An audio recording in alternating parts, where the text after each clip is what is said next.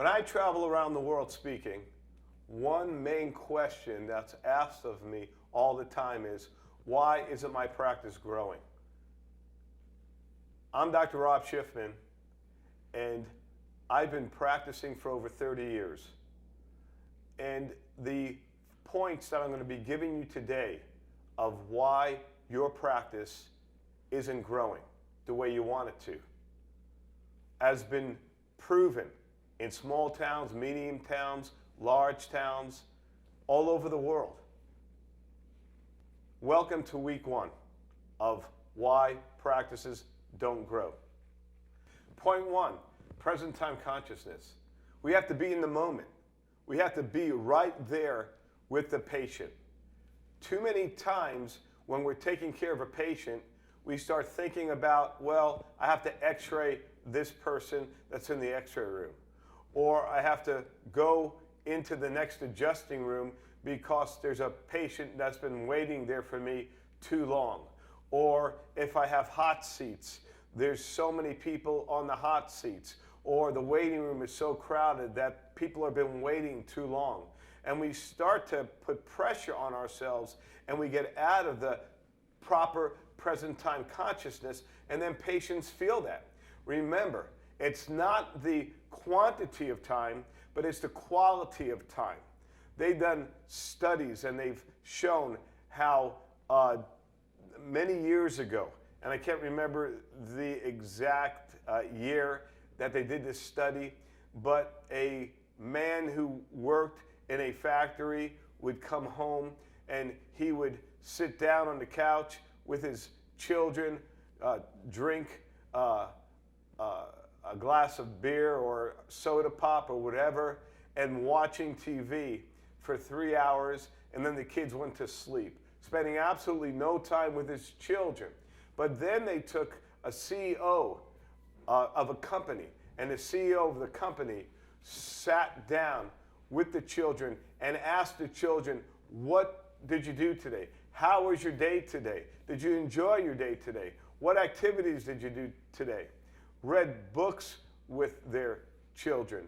And the quality of time that that CEO spent with their children, an hour, was worth a lot more than the 3 hours that the person who came home, sat down, watched TV for 3 hours, drinking a beer or drinking a pop soda or drinking a cup of coffee with their kids.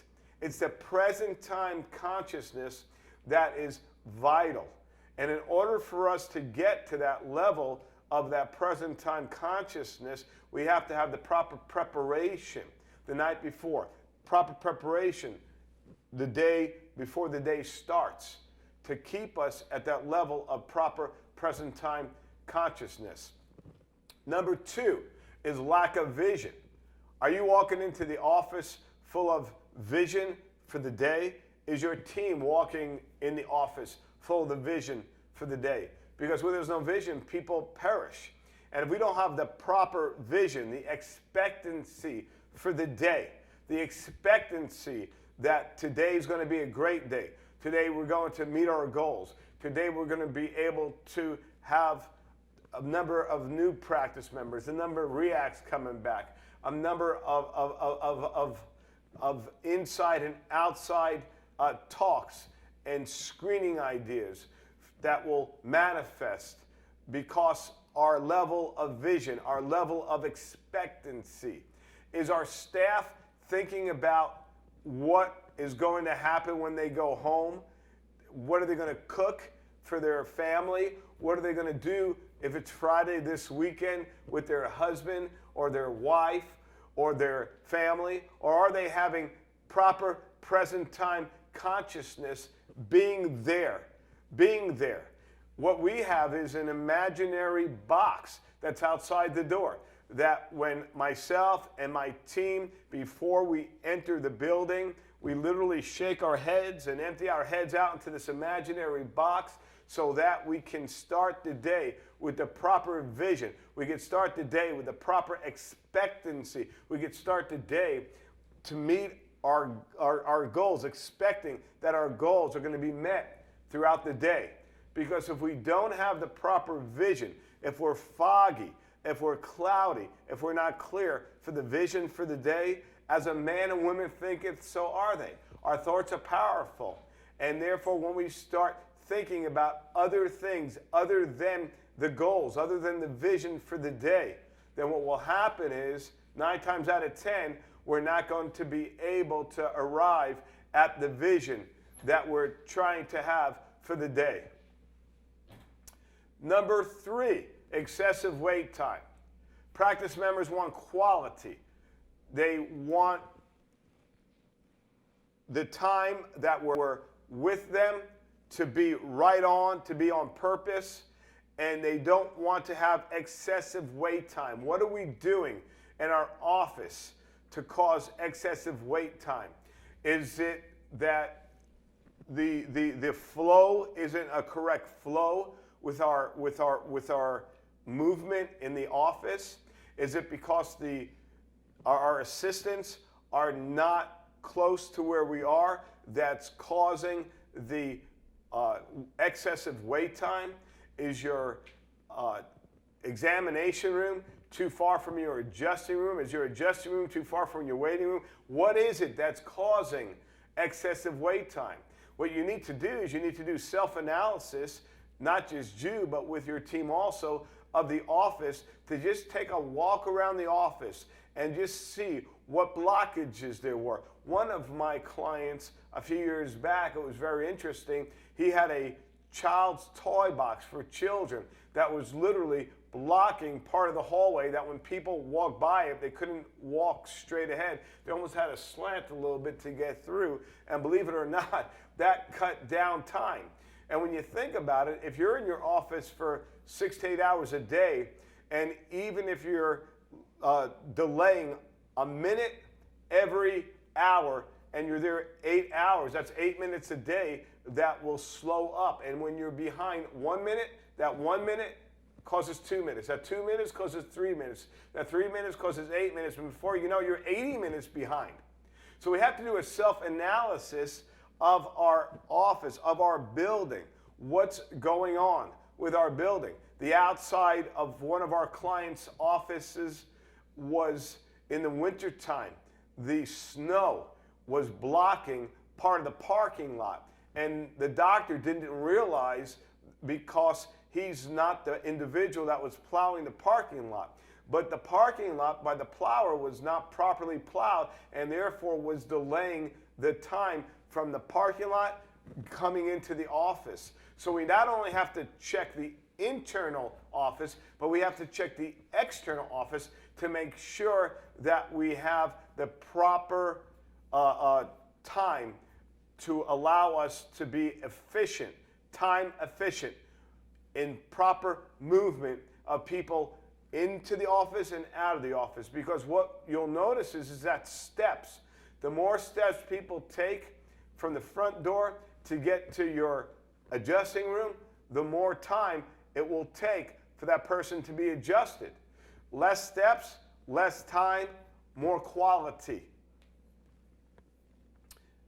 Proper office hours is vital. We have to make sure. My 4th point is proper office hours. Ever-changing hours hinder growth. Don't you hate when you call up your dentist or you call up a store and it says that on the web that they're open at 9 o'clock? On Facebook, they open up at 9 o'clock. You get there, it's 9 o'clock, they're closed.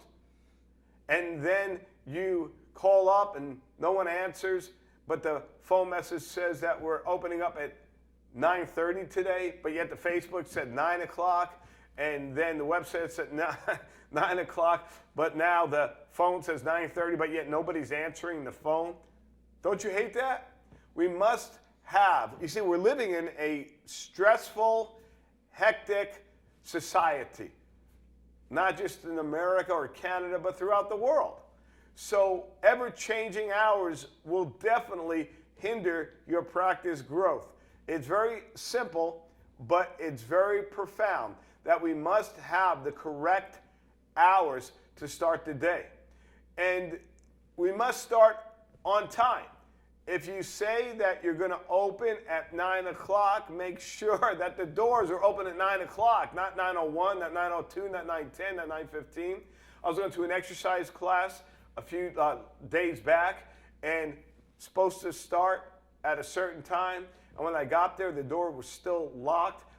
But when I got out of the car, couldn't quite see how what the sign said on the doors, because there was some steps there, and it was raining. So here I am getting rained on, getting drenched, and it really bothered me because it should have been open. When I got to the door, it was shut.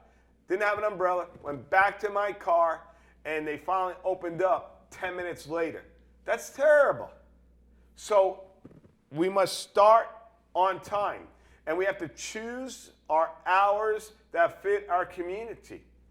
You know, my father-in-law was a very successful dentist, had a very large practice in Long Island, New York.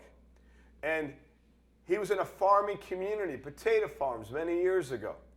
And he started his practice at 4 o'clock in the morning and built a very large practice in Long Island back in the day. Some communities, 6 o'clock in the morning to start, works great. Some clients that we have, 11 o'clock in the morning, works great. Some clients that I coach, the doors have to open until 7 o'clock at night or 8 o'clock at night, depending on if they're in the city, practicing in the city, practicing in a small town, medium town. It depends. But you must do a self-study of other offices in your community to know what hours your community needs for you to be successful. Because if you're wondering why your practice isn't growing and you're opening up your practice at 11 o'clock every morning, could it be that you should be opening up at 7 in the morning? Especially if you're in a community like Florida or Hawaii or Arizona?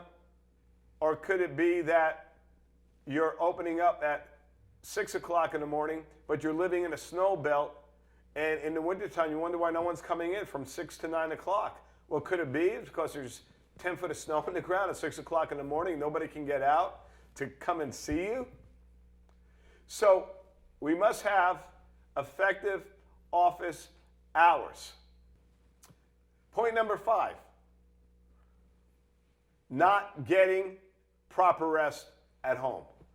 Are you getting the proper rest? That's so vital, because if we're too stretched, if we're too fatigued, if we're not having enough energy, then we're not going to have enough energy for our practice members. We're not going to have enough energy, more importantly, for our family. We're going to be stressed out, because when you're fatigued, when you have lack of energy, you have lack of focus, and broken focus is the number one cause of practice decrease, I found, in coaching doctors for many, many years, and even in my own life as a doctor. We must go to bed early if we're going to wake up early.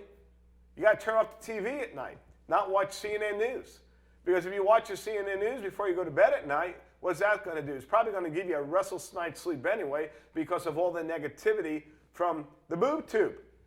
So we must have the proper exercise, proper rest, waking up full of energy, vitality, ready to go, to start the day fresh, start the day expecting that today will be the best day that you've ever had in your office. Well, I hope these 5 points help you. Thank you so much for watching.